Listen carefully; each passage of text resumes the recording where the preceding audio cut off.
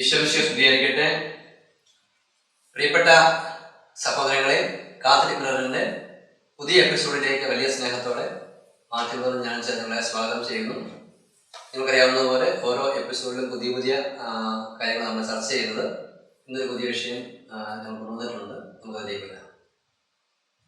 പുതിയതല്ല, വിഷയം പഴയത് തന്നെയാണ്. എങ്കിൽ നമ്മൾ കാത്തലിക് ബ്രദറിൽ പുതിയതാണ്, മറ്റൊന്നുമല്ല. ഇപ്പോൾ ഓണമൊക്കെ അടുത്ത് വരെയല്ലേ. എല്ലാ വർഷവും ഈ സമയമാകുമ്പോൾ സോഷ്യൽ മീഡിയയിൽ വിവാദമാകുന്ന അല്ലെങ്കിൽ കൺഫ്യൂഷൻ ഉണ്ടാക്കുന്ന, പരസ്പരം രണ്ട് ഗ്രൂപ്പായി തിരിയപ്പെടുന്ന ഒരു വിഷയമാണ്. ഈ വിഷയമായിട്ട് ബന്ധപ്പെട്ട് ക്ലാരിറ്റി, അതായത് ഒരു ക്രിസ്ത്യാനിക്ക് ഓണം ആഘോഷിക്കാമോ അല്ലെങ്കിൽ എവിടം വരെ ആഘോഷിക്കാം, അതുമായിട്ട് ബന്ധപ്പെട്ട ഒരു ക്ലാരിറ്റി ആവശ്യമാണെന്ന് തോന്നുന്നു. ശരി, സൂചിപ്പിച്ചതുപോലെ ഞാൻ ഓർത്തുകൊണ്ടിരിക്കുകയായിരുന്നു, ഈ ഓണം അടുത്ത് വരുന്ന എന്നറിയുന്നതുകൊണ്ട് ഇനിയുള്ള കുറച്ച് നാളുകളിൽ സോഷ്യൽ മീഡിയയിലെ ഏറ്റവും ചർച്ചാ വിഷയം ഓണം ബന്ധപ്പെട്ടായിരിക്കും. ആ ചർച്ച ചെയ്യുന്നത് നമുക്ക് കുറ്റം പറയാൻ പറ്റുകയില്ല. അവരുടെ ആത്മാർത്ഥത്തോട് രണ്ട് ഗ്രൂപ്പുകാർ ആത്മാർത്ഥത്തോട് സംസാരിക്കുന്നതായിരിക്കും. പിന്നെ ചിലരൊക്കെ ഇങ്ങനെ സംസാരിച്ചു കഴിഞ്ഞ സമയത്ത് വ്യൂവേഴ്സ് കൂടുമെന്നുള്ളതുകൊണ്ട് സംസാരിക്കുന്നതുണ്ടാകാം. ഓണത്തെ സംബന്ധിച്ച് ആഗോള കത്തോലിക്ക സഭയ്ക്ക് ഒരു ഔദ്യോഗിക പ്രബോധനം ഇല്ല.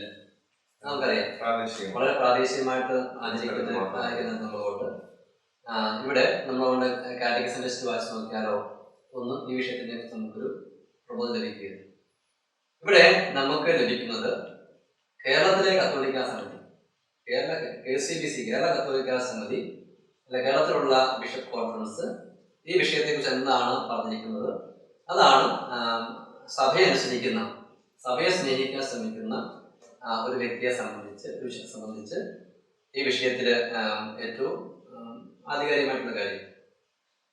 എൻ്റെ അറിവനുസരിച്ച് KCBCക്ക് ഈ വിഷയത്തിലുള്ള കാഴ്ചപ്പാട്, ഓണം നമുക്ക് അപകടകരമാകാത്ത എന്ന് പറഞ്ഞു കഴിഞ്ഞാൽ തിരുസഭയുടെ വിശ്വാസ ധാർമ്മിക പ്രബോധനങ്ങൾക്ക് വിഘാതം ആകാത്തത്തോളം നമുക്ക് ഈ ഓണം ആഘോഷിക്കുക എന്നുള്ളതാണ്. പക്ഷെ അവിടെ പ്രശ്നം നടക്കുന്നത് പ്രായോഗികതയിലേക്ക് വരുമ്പോൾ എന്തുമാത്രം ഏതൊക്കെ കാര്യങ്ങൾ നമ്മൾ കട്ട് ചെയ്യേണ്ടി വരും, എത്രമാത്രം നമുക്ക് ഇതിനെ സ്വീകരിക്കുക എന്ന് ബന്ധപ്പെട്ടാണ്. ചിലരൊക്കെ ഇതിങ്ങനെ വന്ന് ദേവാലയത്തിൽ അഴുത്തായിൽ വരെ അതാണ് നമ്മുടെ മാവേലി വരുന്ന കാര്യങ്ങൾ ചില നടക്കുന്നു. ചിലയിടങ്ങളിൽ എന്താണ് പള്ളിക്കകത്ത് അത്തപ്പൂ ഇടുന്നു, അല്ലെങ്കിൽ അങ്ങനെയുള്ള കാര്യങ്ങൾ നടക്കുന്നു. ആകപ്പാടെ ഒരു വർഷം കുറച്ച് ക്ലാസ്സുകളേ ഉള്ളൂ നമ്മുടെ കാറ്റഗിസം ക്ലാസ്സുകൾ. അപ്പം എനിക്ക് തോന്നുന്നത് ഒരു വർഷം ചിലയിടങ്ങളിലൊക്കെ കാറ്റഗിസം ക്ലാസ് അന്ന് കട്ട് ചെയ്തിട്ടാണ് ഓണാഘോഷ പരിപാടി നടത്തുന്നത്. അപ്പം ഇത് ഞാൻ പറഞ്ഞത് ഇതൊരു എക്സ്ട്രീമിലേക്ക് പോകുന്നതായിട്ടാണ് എനിക്ക് മനസ്സിലാകുന്നത്. അതായത് നമ്മുടെ സത്യവിശ്വാസം പഠിപ്പിക്കാൻ വേണ്ടി സമയം വളരെ പരിമിതമായിരിക്കും. ആ സമയം കൂടി കട്ട് ചെയ്തിട്ട് നമ്മൾ ഓണം ആഘോഷിക്കുന്നതിലേക്ക് പോകുന്നത് ഒരു അതിരി കടന്ന പോക്കാണ്. അതുപോലെ ദൈവത്തിന് മാത്രം ആരാധന അർപ്പിക്കേണ്ട ദൈവാലയത്തിൽ ഇതുപോലെയുള്ള ഐതിഹ്യവുമായി ബന്ധപ്പെട്ട ഒരു സാമൂഹ്യ ആഘോഷവുമായി ബന്ധപ്പെട്ട കാര്യങ്ങളെ നമ്മൾ കൊണ്ടുവന്ന സാമൂഹ്യ ആഘോഷം എന്ന് പറയുമ്പോൾ പോലും പലപ്പോഴും ഇതേക്കുറിച്ചുള്ള ചർച്ചകൾ പഠനങ്ങളൊക്കെ എത്തി നിൽക്കുന്നത് ഇതിന് ഹൈന്ദവ മതവുമായിട്ടൊരു ബന്ധം കൂടി ഉണ്ട് എന്ന് ബന്ധപ്പെട്ടാണ്. അങ്ങനെയെങ്കിൽ അങ്ങനെയുള്ള ഒരു ആഘോഷത്തിൽ നമ്മൾ ദൈവത്തിന് ആരാധന അർപ്പിക്കേണ്ട, അങ്ങനെ തന്നെ വിശദീകരിക്കപ്പെട്ട ഇടങ്ങളിലേക്ക് കൊണ്ടുവരുന്നത് വലിയ മുതപ്പ് തന്നെയാണ്. ഈശോയ്ക്ക് വിഷമമുണ്ടാകുന്ന കാര്യമാണ്. പിന്നെ അവിടെ മഹാബലിയെ കൊണ്ടുവന്ന് അങ്ങനെയൊക്കെ കൊണ്ടുവന്ന് അവതരിപ്പിച്ച് നിർത്തുന്നതൊക്കെ അതിൽ കടന്ന ഓണാഘോഷത്തിന്റെ ഭാഗമാകും. അതേ സമയത്ത് നമുക്ക് ദേവാലയത്തിന് പുറത്തോ അങ്ങനെയുള്ള ഇടങ്ങളിൽ ഇതൊന്നും നിർബന്ധകരമായിട്ടല്ല കേട്ടോ. അതായത് ഇത് പറയുമ്പോൾ പോലും ഇതിനെടുത്ത് പറയേണ്ടത്, എൻ്റെ വ്യക്തിപരമായ അഭിപ്രായത്തിൽ ഓണാഘോഷം കത്തോലിക്കിന് ക്രിസ്ത്യാനിക്ക് നിർബന്ധ ഘടകമല്ല. ആരാ ചോദിച്ചതുപോലെ ഓണം ആഘോഷിച്ചില്ലെങ്കിൽ നഗരത്തിൽ പൊതിച്ച് കഴിക്കും, നഗരത്തിൽ പോവുകയല്ല, ഒരു ലഘുഭാവം പോലും ആകുകയല്ല. ഓണം ആഘോഷിച്ചതുകൊണ്ട് ഒരു ലഘുഭാവം പോലും ആകുകയല്ല. അതേസമയത്ത് ഉചിതമായ, നമുക്ക് അനുയോജ്യമായ രീതിയിൽ, അപകടമില്ലാത്ത രീതിയിൽ ഓണം ആഘോഷിക്കുന്ന ഒരാൾ നമ്മൾ കുറ്റം പറഞ്ഞു കഴിഞ്ഞാൽ ചിലപ്പോൾ ലഘുഭാവം സാധ്യതയില്ല. അതായത് മറുവശം.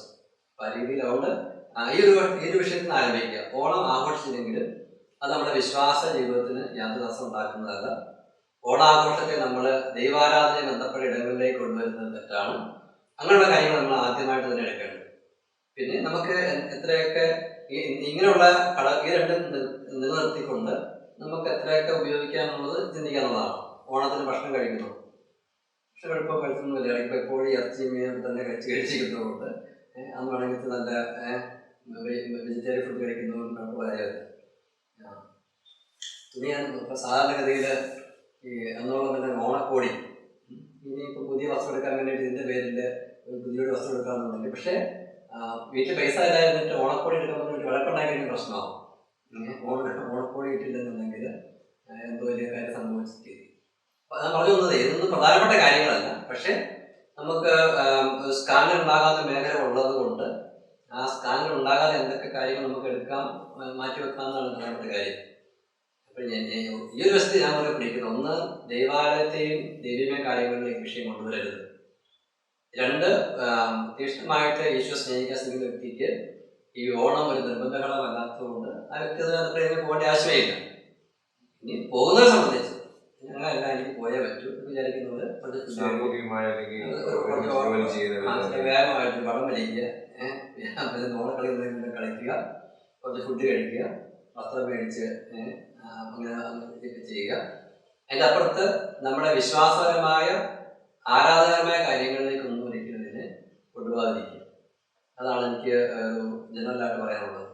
പിന്നെ ബാക്കിയുള്ള താഴേക്കുള്ള കാര്യങ്ങളൊക്കെ വേറെ ഒത്തിരി കാര്യങ്ങളും വീഡിയോസ് ഒന്നുകൊണ്ടേയിരിക്കും, മറ്റു കാര്യങ്ങളെ കുറിച്ച്. അത് മറ്റ് വീഡിയോസിലൊക്കെ മറ്റു പലരും പറഞ്ഞിട്ടുണ്ടാവും. കൂടെ ജോലി ചെയ്യുന്നതൊക്കെ ഒരുമിച്ച് ഓണത്തിന്റെ ഭാഗമായിട്ട് ഭക്ഷണം കഴിക്കുന്നതും കുഴപ്പമിരിക്കുന്നത്. ഭക്ഷണം കഴിക്കുക, ഒരുമിച്ച് വേണമെങ്കിൽ അത്തപ്പൂ ഇട്ടു.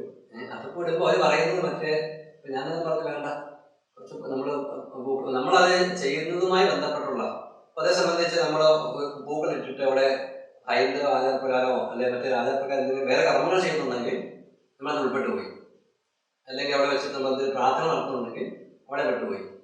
പിന്നെ ഭക്ഷണം ഉണ്ടാക്കി വെച്ചിട്ട് എന്തെങ്കിലും പ്രത്യേക പ്രാർത്ഥനാവിധികൾ നടത്തുന്ന ഭക്ഷണം കഴിക്കുന്നുണ്ടെങ്കിൽ അവിടെ പ്രശ്നമായി. അങ്ങനെയൊന്നുമില്ല, നമ്മൾ സാധാരണ ഭക്ഷണം ഉണ്ടാക്കുന്നു, സ്നേഹമായിട്ട് ഭക്ഷണം ഉണ്ടാക്കുന്നു, ഒന്നേരിക്കൊണ്ട് അതൊക്കെ കിട്ടും. ആ രീതിയിൽ ഞാൻ പറഞ്ഞത് ആരാധന രീതിയിലും പ്രാർത്ഥനാ രീതികളൊന്നും ഇതിനകത്ത് ഉൾപ്പെടുന്നിരുന്നുണ്ടെങ്കിൽ നമ്മുടെ ആത്മീയത്തിൽ ഇത് ബാധിക്കുന്നില്ല. സാമൂഹികമായ സ്നേഹത്തിന്റെ ബന്ധപ്പെട്ട് മറ്റ് സഹോദരനോട് ചേർന്ന് ഇതിനകത്തൊക്കെ ഇടപെടാം, അവിടെ ഭവനങ്ങളിൽ പോകാം, ഭക്ഷണം കഴിക്കാം, അതെല്ലാം സ്നേഹത്തിന്റെ ഭാഗമായിട്ട് അതിലേക്ക് ആരാധനാപരമായ കാര്യങ്ങളിലേക്ക് ഇതിലേക്ക് ഞാൻ പറയുമ്പോൾ വർഷങ്ങളോളമായി ഞാൻ ചെയ്തിട്ടില്ലാത്ത വ്യക്തിയാണ്. അപ്പൊ അത് മനസ്സിലാക്കാൻ വേണം എൻ്റെ ഉത്തരം ശ്രദ്ധിക്കാൻ വേണ്ടിയിട്ട്. വർഷങ്ങളോളമായിട്ട് ഓണം എന്ന കാര്യം എൻ്റെ കുടുംബത്തിൽ ഞങ്ങൾ പ്രാക്ടീസ് ചെയ്യാറുണ്ട്. ഞാൻ എൻ്റെ കുട്ടികളോ ഭാര്യ കുട്ടികളോ ഒന്നും വിഷയം പ്രാക്ടീസ് ചെയ്യാറായില്ല. ഓണപ്പരീക്ഷ വരുമ്പോഴാണ് ഓണം എന്ന വിഷയത്തെക്കുറിച്ച് നമുക്ക് ചർച്ച വരുന്നത്. അപ്പൊ അങ്ങനെ നിൽക്കുന്ന വ്യക്തി നിലയിലാണ് ഞാൻ ഈ കാര്യങ്ങൾ പറയുന്നത് എന്നുകൂടി കേൾക്കുന്നവരെ മുമ്പ് കേൾക്കണമെന്നുകൂടി സ്നേഹപൂർവ്വം ഓർമ്മിക്കുക. എനിക്ക് തോന്നുന്നു ഈ വിഷയമായിട്ട് ബന്ധപ്പെട്ട് തൽക്കാലം മതി, കൂടുതലോട്ടൊന്നും പോകണ്ട. ഞാൻ പറഞ്ഞ പോലെ തന്നെ ഈ വിഷയം കൂടുതൽ സംസാരിക്കുന്ന വീഡിയോസ് ധാരാളം വരും. നമ്മുടെ മീഡിയമായിട്ട് ബന്ധപ്പെട്ടുള്ള നമ്മുടെ കാര്യസം ബന്ധപ്പെട്ട കാര്യങ്ങൾ സംസാരിച്ചാൽ മതിയല്ലോ. ഈ ഒരു സിറ്റുവേഷനിൽ നമ്മൾ ഇത് ചെയ്യുന്നേ ഉള്ളൂ. അടുത്ത വിഷയമായിട്ട് ഓക്കെ, നമുക്ക് ഇനി ഒരു പുതിയ വിഷയമായിട്ട് അടുത്ത എപ്പിസോഡിൽ വരാം. നിങ്ങൾ ഈ വീഡിയോ നിങ്ങൾക്ക് ഇഷ്ടപ്പെട്ടെങ്കിൽ നിങ്ങളുടെ കമന്റ് രേഖപ്പെടുത്തണം. മാത്രമല്ല ഓണവുമായി ബന്ധപ്പെട്ട് നിങ്ങളുടെ കാഴ്ചപ്പാടും ബോധ്യങ്ങളും കൂടി കമന്റിൽ രേഖപ്പെടുത്തുക. ഈശ്വര സംസ്ഥാനം ഗ്രഹിക്കട്ടെ. ശരിയായിരിക്കും.